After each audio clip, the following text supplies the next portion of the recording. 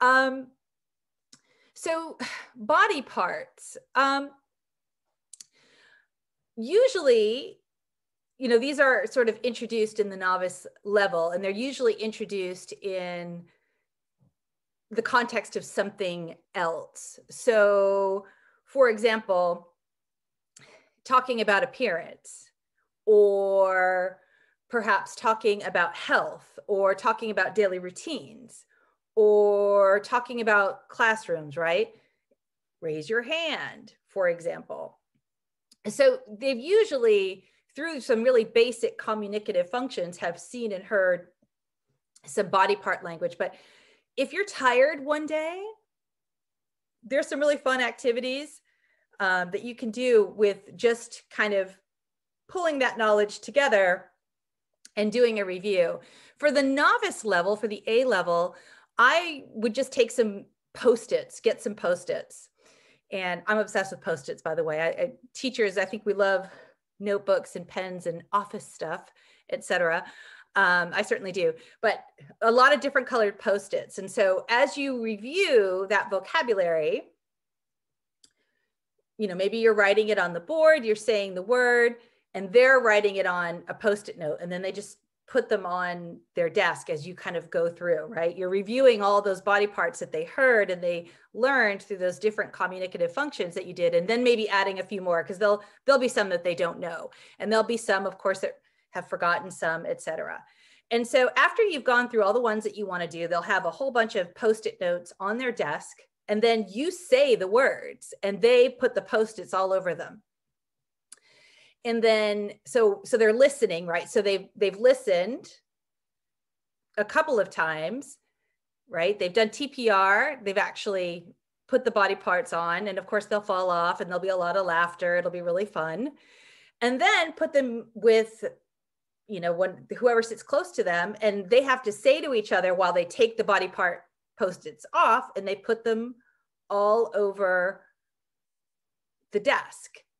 And then what they can do is they can take another Post-it or a piece of paper. So they've interacted with this vocabulary a lot. And then they do kind of a draw what I say activity. So they might think of an alien. You'll have to model this for them, but someone describes an alien or something kind of really off, really out there. So for example, something that's not natural, but it's really silly. They'll kind of draw a person putting together based on what they say. So, they'll come up with all kinds of interesting things, and then they draw, and then they compare what they drew compared to what they said. They try to see that it's accurate. Then normally what we do is we put them, I like doing this with Post-its, and preferably big Post-its, but then you put them all up, and then you have kind of a gallery, and then we all give them target language names. So it's really, really, really fun way to, it's all you need is to know some body parts, want to teach the body parts in the target language, and some Post-it notes, and you've got a lesson there. Now, here's the part if you're tired, because I know you're probably thinking, like, I think she said that if I was tired, then that's probably the last thing that you want to do is beyond like that.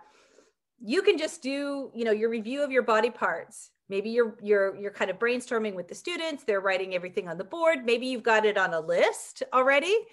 And then one thing that I really like to do is combine this with something else. So this makes for a great review day when maybe, you're low on energy because, we can't be on all the time.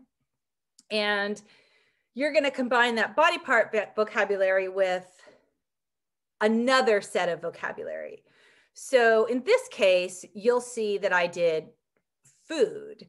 So I might want to review body parts and review food. So then what I would do is I would have them make a person out of what the other vocabulary parts are. And then they would have to label all of those body parts and all of those foods and make a key.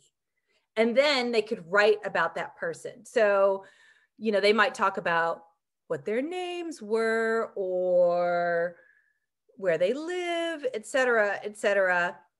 And you can do this with any vocabulary. It can be body parts and school, right? So, you're looking at this person, and the body parts made out of different fruits and vegetables and foods, but it could really be anything, clothing, anything you want. And I find, they're so creative. I'm not great at drawing, but I do a lot of drawing activities in my class because I think it's a really great way to interact with vocabulary, and it's fun and it helps them remember a lot of words. So you can make this very simple. For an A level, they would just do something like this and they might write a few words about them. In the B level, they can get pretty extended into their stories. And normally I prepare a bunch of questions for them that are things that I want to review.